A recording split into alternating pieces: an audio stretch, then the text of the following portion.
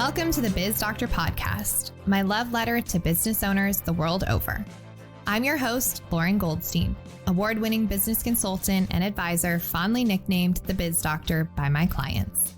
I help business owners who are burning the candle at both ends diagnose what is actually keeping them buried in the day-to-day busy work, and then formulate a treatment plan to adjust their business and team to fit them, so they can take a breath and a vacation and have more fun making a bigger impact than ever. So grab your favorite beverage and your earbuds, and let's dive into our latest episode.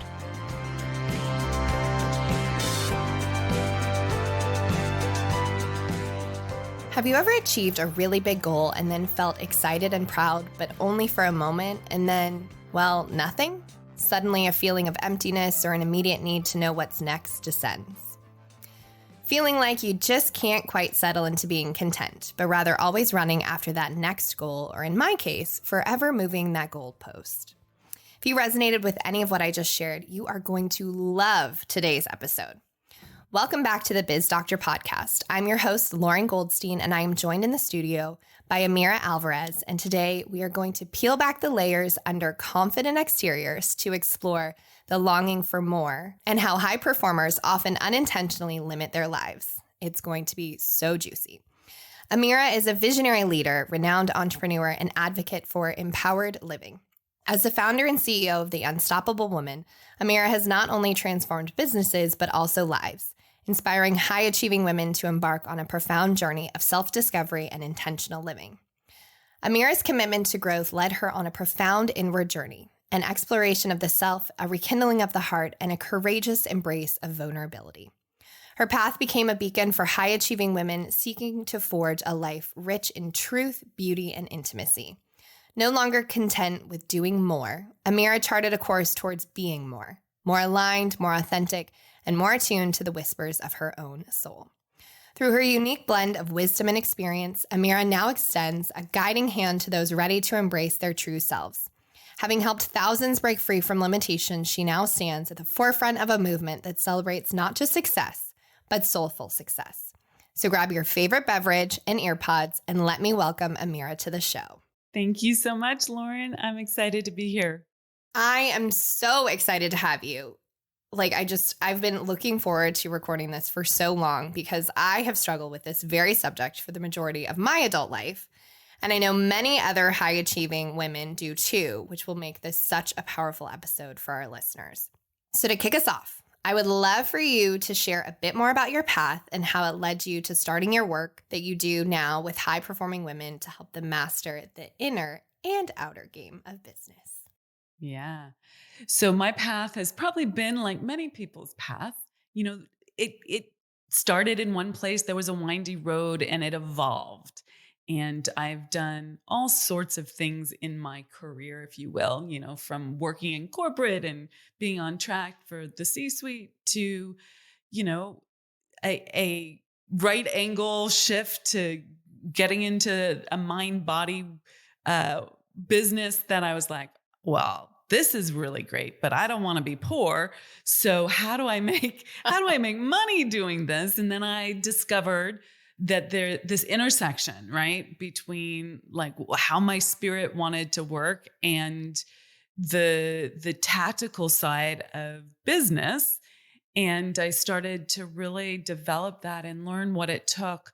And it was so much more than just the tactics on the surface. And I did this deep dive into my psyche, the subconscious programming that was keeping me limited, but also what was actually giving me my success, and ultimately grew this beautiful coaching company called The Unstoppable Woman to a multiple 7-figure business, helping lots of women, all of that. Fantastic. I love it. Zero discounting. But the thing that I really want to talk about in that journey was that duality between the thing that I thought was giving me the success, that work ethic, that drive, that ambition, and the shadow side of that, which kept me in overwhelm and struggle and working hard and not knowing how to get out of that, because it seemed like that work ethic was what moved the needle. What was the Mhm. thing that actually got me leverage, created the cash flow, all of that stuff that we, not to discount that. Well, I shouldn't say we all, many of us in business, we're entrepreneurs because we want the freedom and the ease that come with making our own decisions in business and making that kind of money. But I was like, okay, well, I got that.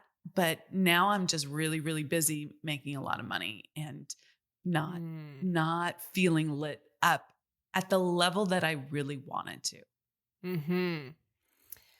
Oh, it's like so much of what you shared is so relatable to me. And I love the way that you talk about how achieving success, whether it's in our personal lives, professional lives, whatever, can sometimes lead to this sense of emptiness of like, well, what now? And I know that's something I've experienced, and it sounds like that's really kind of what led you here. So I'd love for you to share more about that. Like how do we, I don't know, embrace or go through the emptiness? Like how do we come out of that? Oh, I love this question. So first, let's not make it wrong. The make wrong never makes it right. Okay. Mm. So I think that's one thing that we have to change in our perspective and approach. So oftentimes we go into black and white thinking. Okay, well, this didn't work, so I have to throw the baby out with bathwater and go in this completely other direction. And we have this separation in our mind, either this or that. And intuitively, perhaps, or deep fear, perhaps, we're like, well, I don't know how to go in this completely other direction. So I'm just going to stay over here in the known, even though it's making me miserable. And I Mm. want to open that up. Okay. That you don't have to go to the complete opposite. Like, I think one of the things that happens for really driven, ambitious people is that they think, okay, if I'm feeling that sort of what next thing, it must be that I have to like not work so hard or not show up with my ambition. I have to suddenly become someone else. And I personally don't think that that is an accurate assessment of what needs to happen. And Mm. we really need to expand the conversation there about where do you put that effort, right? Mm. So to kind of land this thought here, we have this thought like, what, okay, I reached this level of success. Now what? Okay. I don't want to just fill it with more busy and more grind and more hustle because that's why I was climbing the mountain and I thought I was going to get to this place so I could just relax now. But our our essence is someone who likes to create, right? Likes Mhm. to build and have that experience. So instead of throwing the baby out with bathwater, how do we do it differently?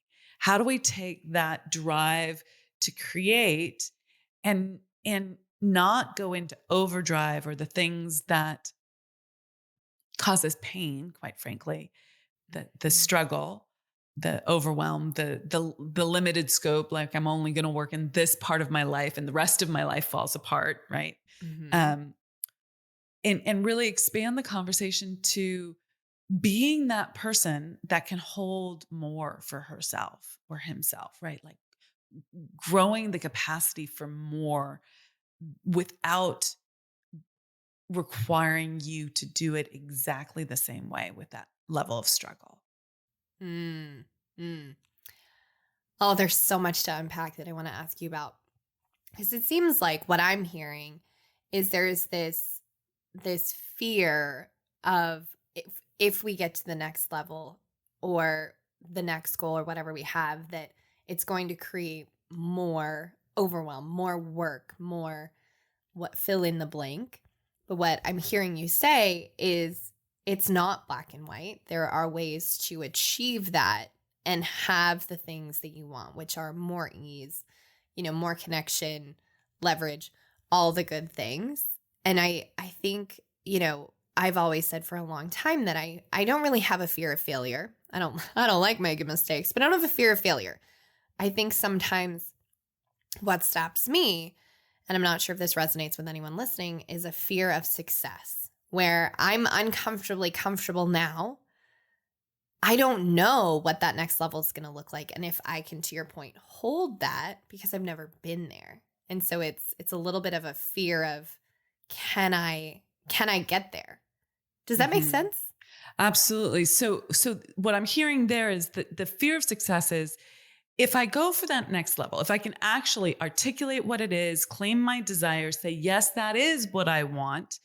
Because oftentimes the fear of success actually limits us from seeing what we really want, because we're like, I don't know if I can do it. Or if I can do it, I'm going to have to do it in this way that makes me feel limited in life, whether it's I'm losing the relationships, the romantic relationships, the connection with family and friends, or my health is going, or I'm going to have to be overwhelmed. Like, we feel there's some sort of loss if we keep going the way we're going.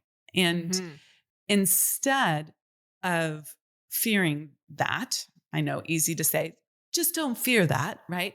But but let me paint a picture, and maybe that will help you and your audience be able to lean into what it might look like.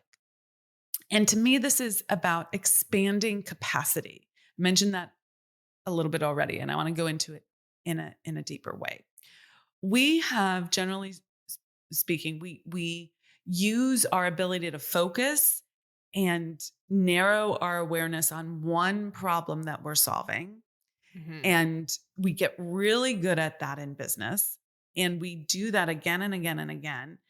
And we get a level of success. This, if you want to talk about sort of the essence of us, I teach according to the laws of success. And one of the laws is the law of gender. And the law of gender says you need both the masculine and the feminine to create. In business, we're creating from our ideas. We're birthing businesses, birthing solutions, birthing service offerings, whatever that is, creating this baby that is our business. And it takes the masculine and the feminine. Now, obviously, in all of us, there's a masculine essence and a feminine essence. So just like we create babies that way, we create our work that way. And the masculine really knows how to focus. And that is a key part of doing business. We need that discipline. We need that determination. We need that the structures, okay, that keep us like on the straight and narrow moving forward. But the other thing that's required in business is being open to receiving. And most entrepreneurs have this to some degree, that they're open to these ideas. They might be idea machines, right? They have too many ideas in some ways, right? But if you can receive those ideas and nurture them and learn discernment around which ones are the ones to go with, then you can eliminate some of that overdrive. Okay. It's not eliminate it completely, but you can hold more. Okay. You can, okay. So now you think, okay, well, I want to get to the next level in my business, or I want to get to maybe I've made my millions, right? And I want to get to the next level in my life. Like a lot of women who have made their millions, they're like, okay, this is great. I love this, but I don't have the love life that I want. Okay. And this happens for men too. I happen to coach a lot of women. But we think, okay, I want this deep soul connection. I want this level of intimacy. I want a lit up sex life. I want to feel alive with my partner. And then we're like, oh, I don't know if I can do that or not. And you go back to the grind kind of as a distraction, okay, from the thing you really want. I'm using this as an example. But what if you could hold more? What if you truly had the capacity to do more and to hold more? That is a true integration of the masculine and the feminine, like expanding that and trusting both sides. Did that make sense? Did I land that thought for you? Yeah. You did. Yeah. I think that's beautiful, because I think so often we're driving in that masculine energy that then we forget to take a moment and receive and let all of that work come to fruition, all those seeds that we've planted bloom. And I think there's also you talk about the delicate balance between contentment with one's achievement and the desire for continued growth, which I think is so fascinating because as Americans, we're very driven individuals. Like when I look at the rest of the world, they know how to enjoy. This might sound bad, but they know how to enjoy life, to rest. Like if you want to get anything done in Europe in August, you're out of luck because they're Done. basically on vacation, right? And so it's, to your point, a delicate balance of how are you content with the moment that you're in, as well as still driving for that continued growth. And so I'd love for you to talk about how to do that dance successfully and the concept of personal growth beyond just these external achievements that we can tangibly see. Yeah, 100%.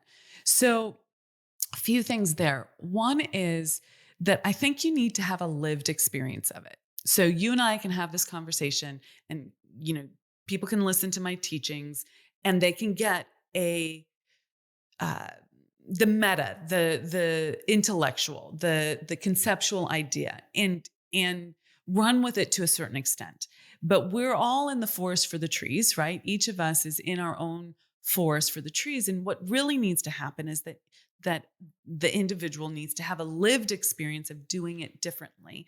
And it's very challenging to do it differently. In this case, we're talking about like I'm taking a group of women to Paris and on the Orient Express, and then Venice, and then Lake Como, and I've been like really leaning into the Italian way of life, and it's like they talk about la dolce far niente, right? Like the sweet doing nothing. Well, how do you live into that on the daily without feeling like, oh my God, the world's going to pass me by and I'm going to drop the ball on my business and my life? And the answer is that you have to live into it. You have to risk. And I think we do that incrementally and immersively. So incrementally means we take little taster steps on it. What happens if I do this instead of doing this, right? What happens if I work outside on my back patio on my iPad instead of inside in my office? That's like an incremental step. What about if I have a long conversation with my man or my lover or whoever's the romantic partner in your life at 10 o'clock in the morning instead of being on back-to-back calls all day? Would the sky fall, right? Like we take, answer is no. Okay. We take little incremental steps. We feel into it. Like this was uncomfortable. Why was this so uncomfortable for me? What noise did I create? What chaos did I create? Because I don't actually want that chaos, but I'm creating it. And we do this incrementally. And then the flip side is the immersion side, okay, which is you have to immerse yourself in a new way of being, which is sort of the idea of this, taking a group of women and to have a lived experience of leaning into building your business while building your life, while building yourself, right? Like all of that and leaning into like a different way of doing it. That's immersive. What I loved about the incremental is that it's almost like you're intentionally building trust and safety with yourself. Because I once had a friend who has done so much emotional intelligence work basically tell me one day, like, is that story serving you or is it sabotaging you? Because our mind doesn't actually know the difference between something that's happening in quote unquote real life versus something that's imagined. And so if you're creating stories about why you can't do something or that it's too big a risk to go travel Europe while building your business, then you're never going to do it. But to your point, if you can incrementally prove to yourself that the story that maybe you've created is not true, like that sounds so impactful. And I can see it. So often we have that task that we're like, oh, it's going to take us years to do. And so we put it off. And then when we finally do it, it takes 5 minutes. So I feel like it's a little bit of the same. So I love that. Thank you for sharing. You're welcome.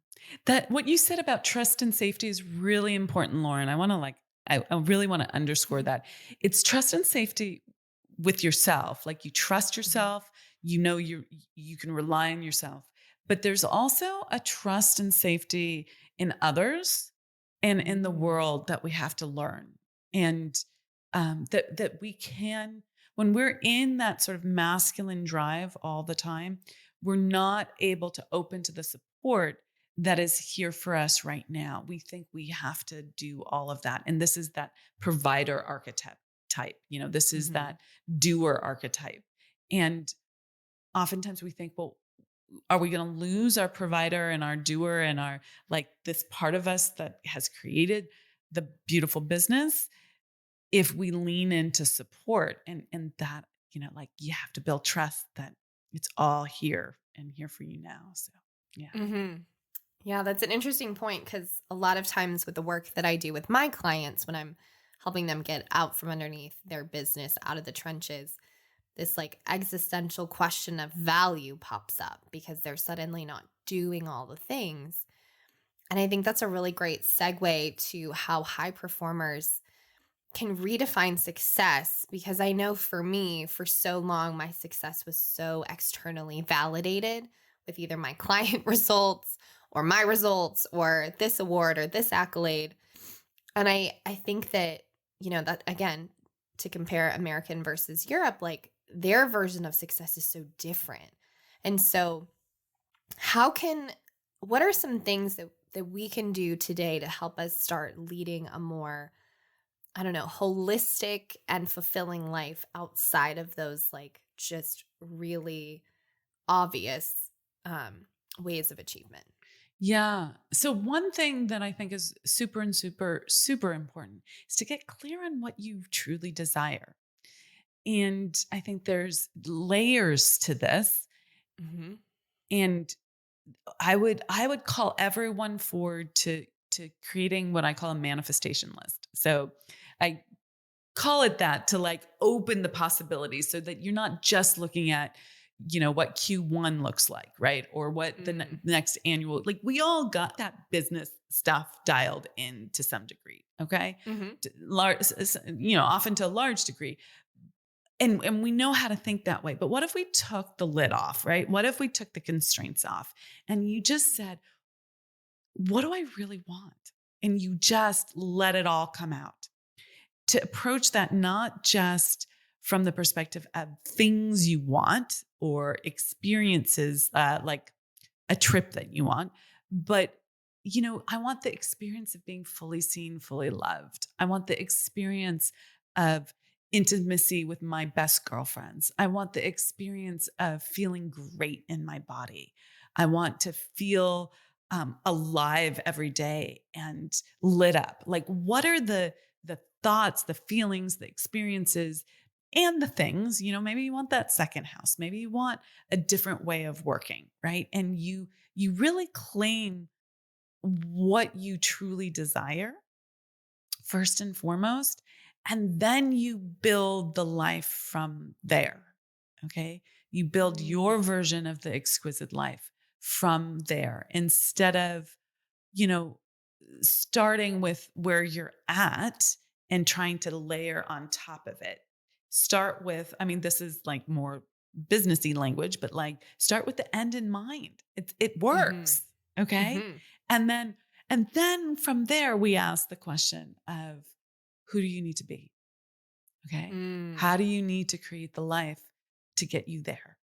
And many of us have built very successful lives. And it's like, oh, when we look at that, do I have to unpack all of that? That can be really, or unravel all of that. That can be really scary. And I don't think it requires a complete unraveling, but it does require some honesty about, you know, what's not working in your life. What are the tolerations and what needs to be, sacrificed in favor of something a lot more for everyone, not just for you. Like, because when you're living your highest and best life, right? Your most lit up, your most exquisite life, what happens is you make everyone else's life better, right? People in your business, your friends, your family, all of that. And I know that in some ways that sounds so pat, but, and this is why, going back to our previous point, you have to lean in both incrementally and immersively.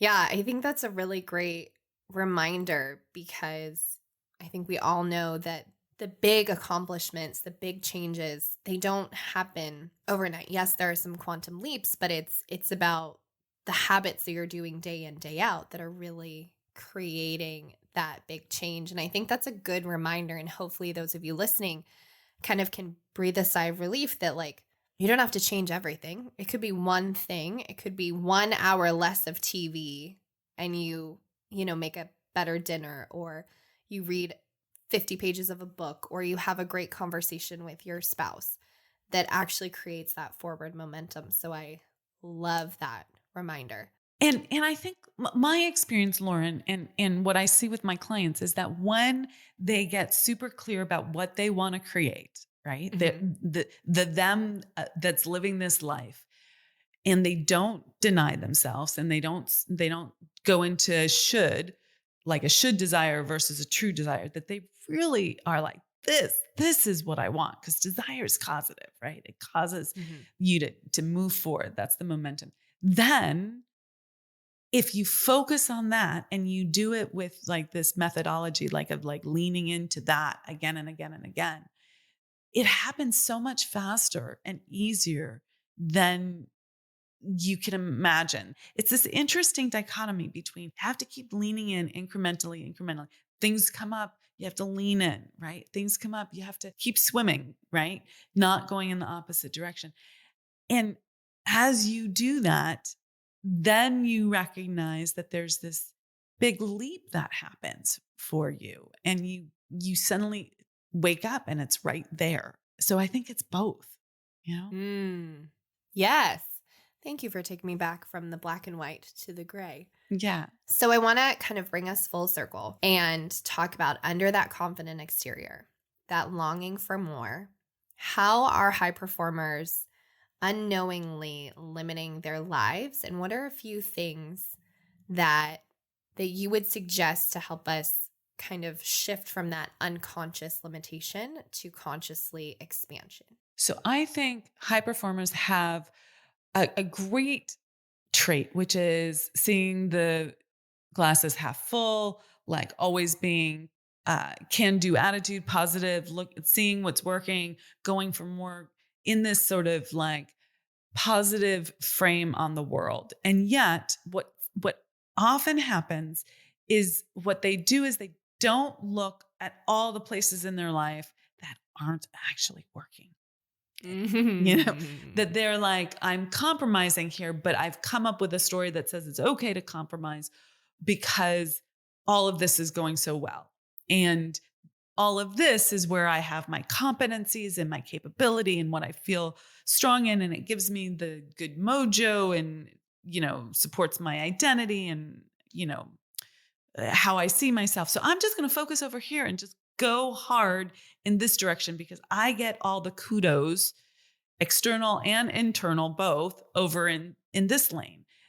But they've put blinders on to the places in their lives that don't work. And when they slow down or at that plateau where they're like, oh, okay, I got to this level of success. Now what? They have two choices. They have the choice to go back to what's safe and where they get the kudos. But then in another year, 3 years, 6 months, they're going to be like, I don't have what I want, what I truly want. So like call to action, asking everyone who's in that position, instead of going back to where you feel competent, safe, confident, go lean into where you're tolerating in your life. And it's not tolerating. I mean, sometimes it's tolerating other people or situations or, a home environment that's not great or something like that. But oftentimes it's like you're tolerating less than you want in the relationships that you want, less than you want in your truth and vulnerability, less than you want in your health, whatever it is in these areas. And you have to be honest with yourself about where you're actually tolerating limitation or I can't have what I want. And so this is where like a toleration list and a manifestation list go hand in hand. and work really synergistically together. But I would ask, if you're confident and you're going back to the places that you're confident, how are you using that as a deflection or a distraction from what's not actually working in your life right now?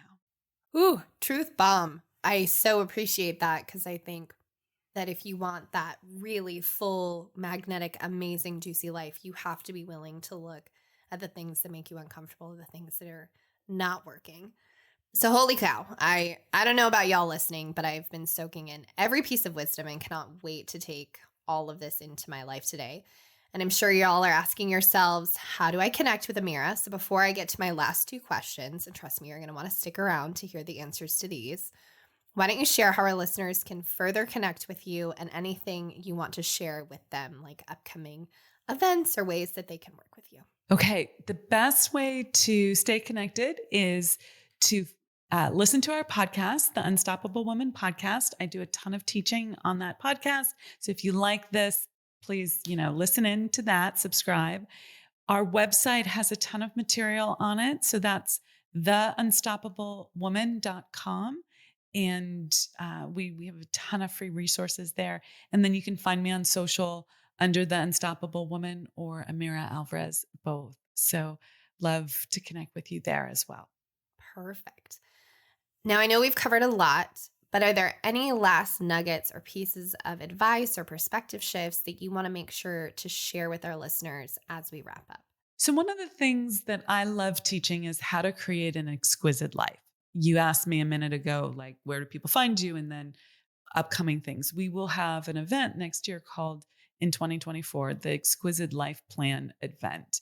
And I believe that we are all meant for more. Like we're meant to live at a higher level that is much more exquisite than we've currently expressed and experienced. And that requires really owning, like we talked about, your desires, what needs to be let go of if there's tolerations, and how to do that in a way that's aligned with your soul.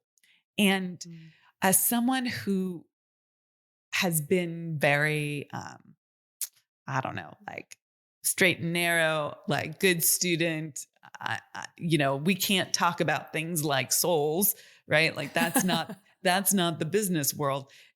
It absolutely is. And my mission is to integrate that and help people really understand what it means to be soul aligned, and that it doesn't have to be, airy fairy and like total woo. It's about truly dropping in to your truth and owning your truth. And it requires that you let go of a lot of the conditioning and programming that has gotten in between your truth, the truth of who you are and who you're being right now. And there's a way to really clear that, and that's what's coming forth. But in the meantime, like, ask yourself right now, like, what does my soul want me to know? Right? Like, where does my soul want me to go? I think that's so powerful because I too, used to think that I had to dress a certain way or only talk about certain things to be taken seriously as a businesswoman, 12 years ago when I started. So it's a great reminder of tuning in and really asking, like, what does my soul desire? What do I desire? Because you can have both. You can have a thriving, amazing business and a thriving, amazing life. Okay, last question I ask all my guests. What is a book that you think every entrepreneur or business owner should read, and why? Can I give you two? Of course. Okay, great. Thank you. So book number one, which probably many of your guests have shared, is Think and Grow Rich by Napoleon Hill. I think that's a fantastic book. We have a program called the Morning Mindset Club that I think is on our website with a link. I hope so. I'll go check. We'll put this in the show notes too. Okay, great. I think it's theunstoppablewoman.com/MMC for Morning Mindset Club. And I take people through that book one paragraph at a time, like doing teaching on it. So perspective shift on it. And there's some good journal prompts and all sorts of good things on that. So that's something that you can check out. And then the second book is a completely different non-business book, but a book that is really powerful. And it's called The Masculine in Relationship.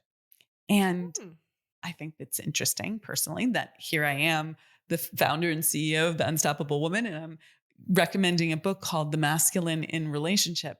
But I believe that we both have masculine and feminine, and we're always with people and we're always in relationship. And this book will help your intimate relationships, your romantic relationships.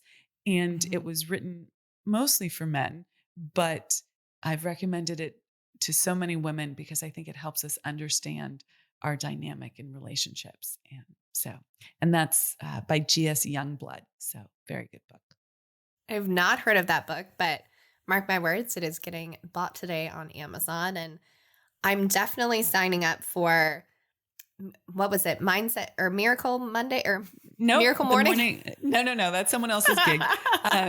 It's the Morning Mindset Club. So it's theunstoppablewoman.com/MMC for Morning Mindset Club. Well, the Morning Mindset Club is now going to be part of my morning routine. And I've been a subscriber of yours for a while, and we had a good friend connect us. And I'm so grateful for you coming on and sharing your wisdom and your perspective and just being on the show. So thank you so much. I can't wait for all of our listeners to connect with you. All of the things that you mentioned will be in our show notes, but thank you so much for being on the show. You're so welcome. This was fun, Lauren. Thank you so much for having me. Of course. So that's it for this week's episode. Thank you so much for listening in. If anything we shared sparked something in you, we'd love for you to rate and review our show and share this episode with your friends or other business owners. I'd also love hearing from you, so let's connect. Tag or DM me on Instagram at It's Lauren Goldstein or LinkedIn or wherever you hang out on the interwebs. Lastly, don't forget to subscribe so you're the first to get notified when our next episode is live and ready for your ears. Thanks so much for listening. Until next time.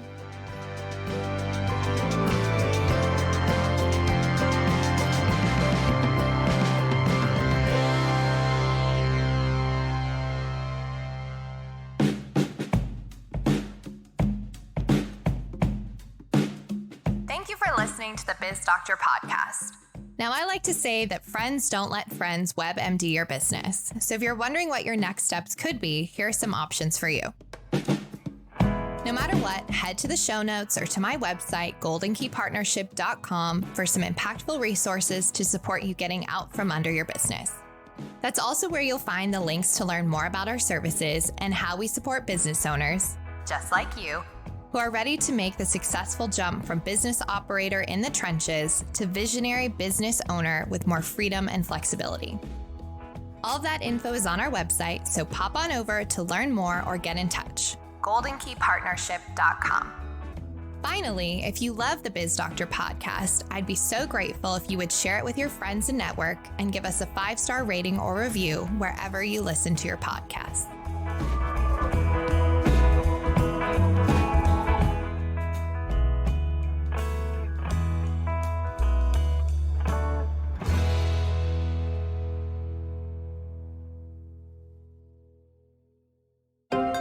This is Story Studio Network.